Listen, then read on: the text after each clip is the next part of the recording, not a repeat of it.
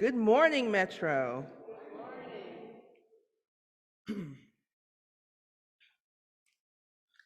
Good morning, Metro. That's what I'm talking about. On Pentecost Sunday, of all Sundays, it's been said that Pentecost Sunday is the birthday of the church.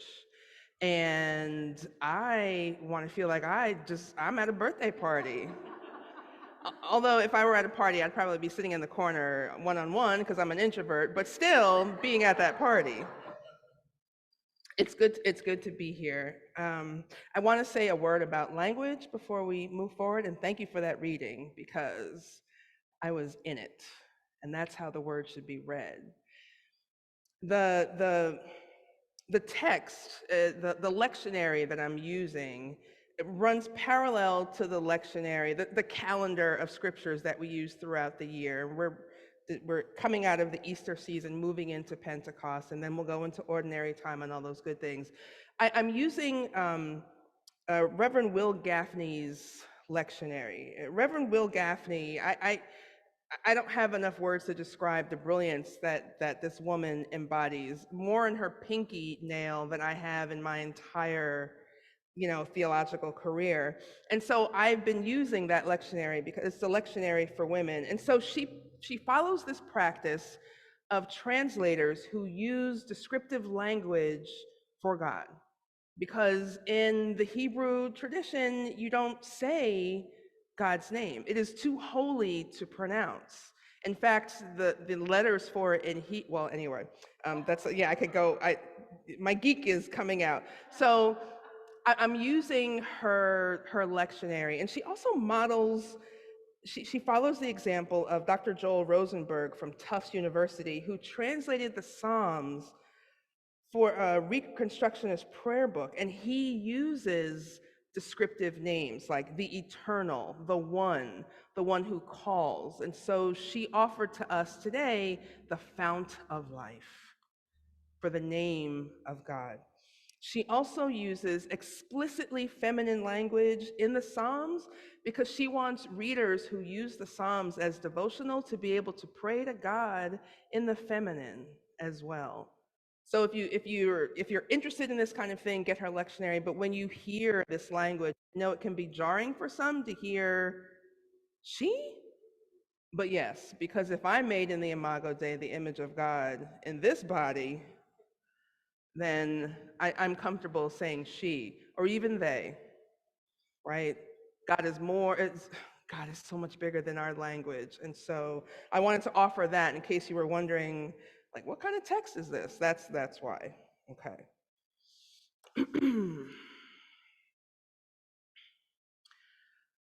In 1865, when Charleston fell and the Confederate troops evacuated Charleston, the city was decimated.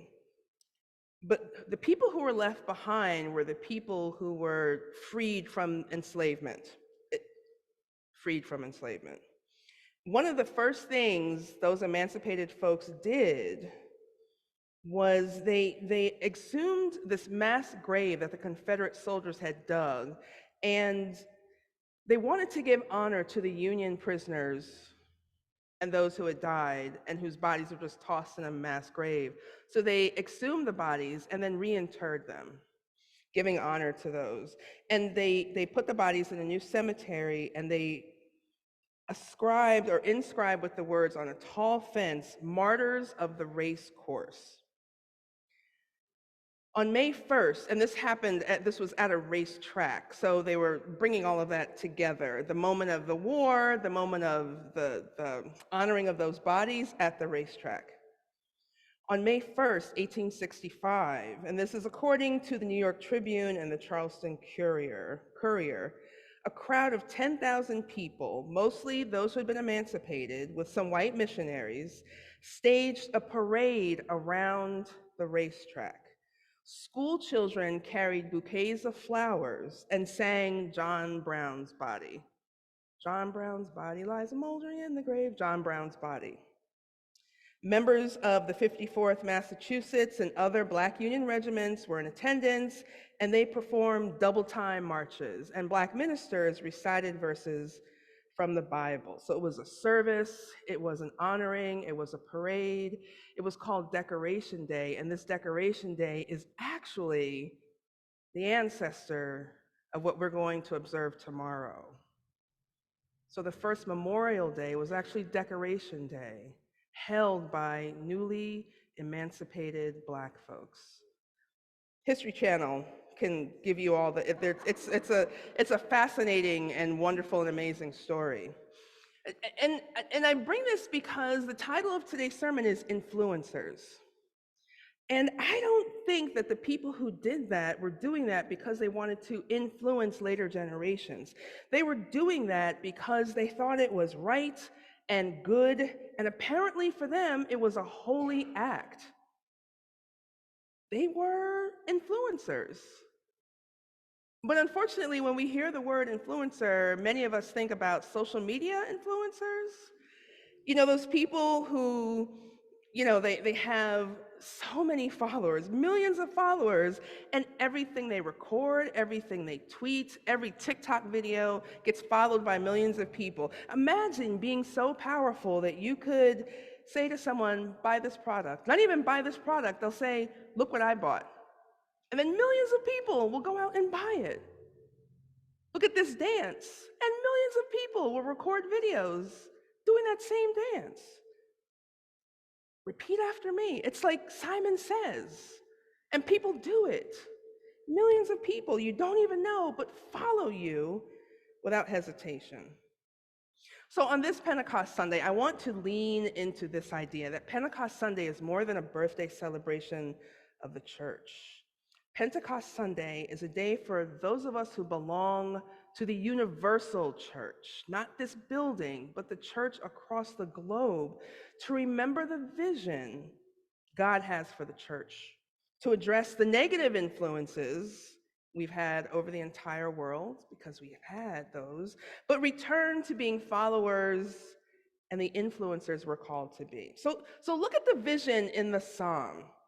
And I love the imagery that the psalmist paints for us. First, God is above all, as God should be, the fount of life, the mother of all, clothed in honor and majesty, present in everything, the God of fire and flame in this psalm, in the same way the fire and flame was present in that moment that we heard read from Acts 2. God's Spirit has been with us always and always will be with us. God's presence is consistent. God's care and provision for humanity and all of creation has been consistent. Everything we have and need is dependent upon the abundance of God's provisions. A cattle on 1,000 hills belongs to God. Above all, in all. And look.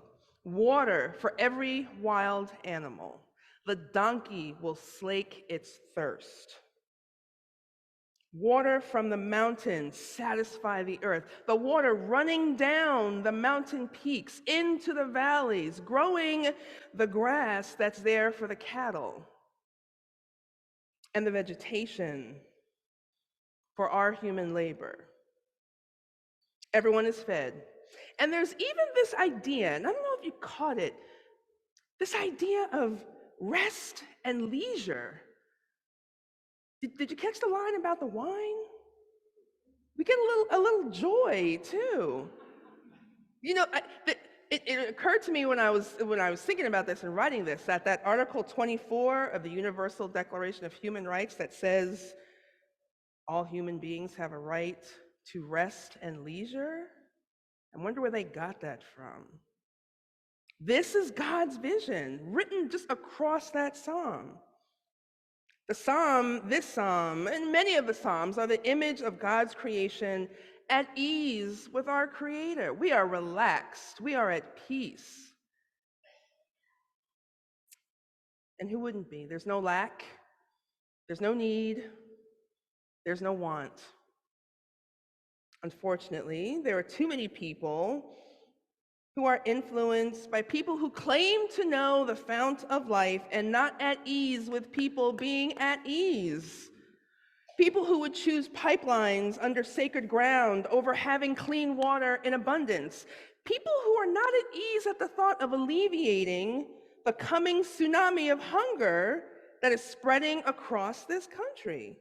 Who are not excited or at peace with the idea of feeding mothers and children, but would rather kick them off of assistance to eat. That's not the vision I think God has for us. There are people who are not at ease with people enjoying rest and leisure. Look at the states across this country, the governors who are lowering the age of labor. So now children who are 13 and 14 can work in factories, drive a tractor. In just 3 days from now, I think it's 3 days, right? Pride Month will kick off on Wednesday. Yeah. I'm on the planning committee for a group of folks up in the town of Bedford, and as excited as I am about the events, we're going to do a screening of Mama Bear, we're planning an interfaith pride service, we're planning a panel for queer Black folks to talk about what it's like to reclaim joy in the midst of competing pandemics. Like, I am so excited, and yet I am on the edge because I am nervous about violence. The thought of people attacking workers at Target. Now, it's complicated, right? Because capitalism sucks, I'll just say it. And yet, I wanna get some t-shirts and everything, right? I wanna fly my flag proudly, but I am nervous about folks. I went to Target last night and I was like, yes, they have their display, but there are people who are going into stores and taking down displays and threatening workers. I'm a little on edge on the thought of this violence being perpetuated or promoted or encouraged for the sake of protecting children? From what? These are people who say they speak on behalf of the fount of life, but they're promoting death.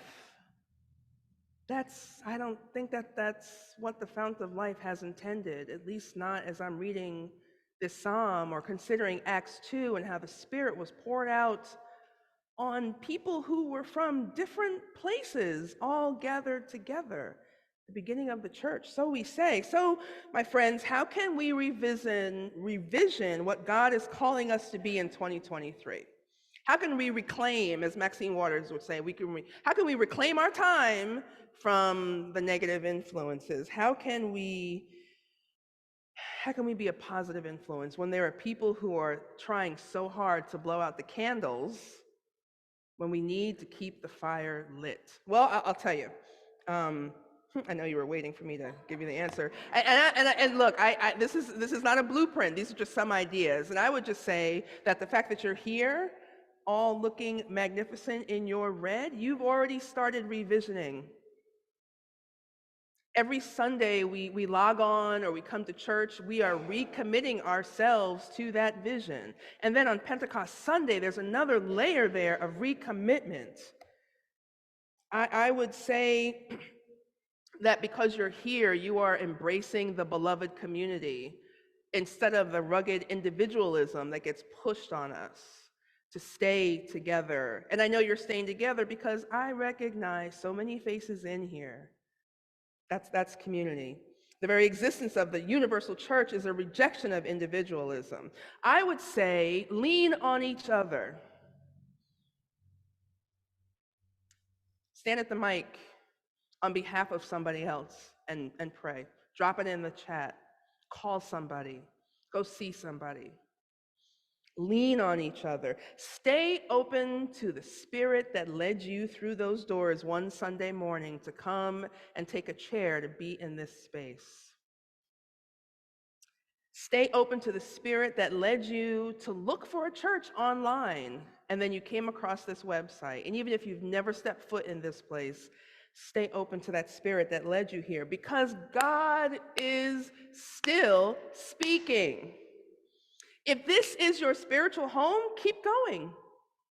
Keep going. And if this is the place Where you're not so sure, keep coming. Keep coming, keep logging in. If you're looking for that home, just take a look around. Visit the website a little bit. This is a busy, active, amazing place. That's why we keep coming back. Talk to someone here.